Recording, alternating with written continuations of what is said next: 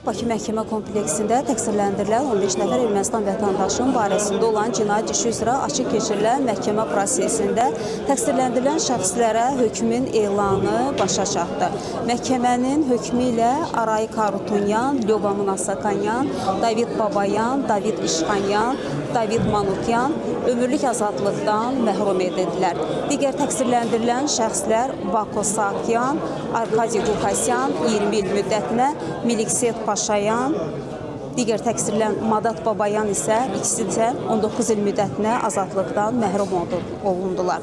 Təqsirləndirilən digər şəxslərin barəsində də məhkəmənin hökmü ilə onlar müvafiq olaraq 18, 17, 16 il müddətinə azadlıqdan məhrum olundular. Onu da qeyd edək ki, bu məhkəmə prosesi bir ildən çoxdur ki, Bakı məhkəmə kompleksində keçirilirdi.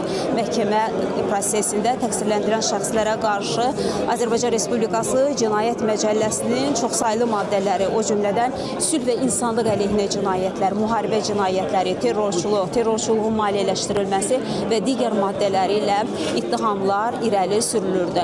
Təqsirləndirilən şəxslərin hər biri özləri hüququ müdafiə edirdi. Eyni zamanda onlara məhkəmədə 2 müdafiəçi ayrılmışdı. Rus və erməni dilində tərcüməçilər ayrılmışdı. Məhkəmə prosesi bir il müddətində 35 il ərzində Azərbaycana və xalqımıza qarşı törədilmiş çoxsaylı cinayət hadisələri bu məhkəmə prosesində araşdırıldı, tədqiq olundu və sübutlarla təsdiqini tapdı. Qeyd edək ki, bu cinayət işi üzrə yarım milyondan çox zərər çəkmişlər var. Onların hüquqlarını isə məhkəmə prosesində nümayəndələri müdafiə edirdi və qeyd edək ki, zərər çəkmişlər də bu bir il ərzində məhkəmə prosesində ifadə verdilər, həm də iştirak etdilər.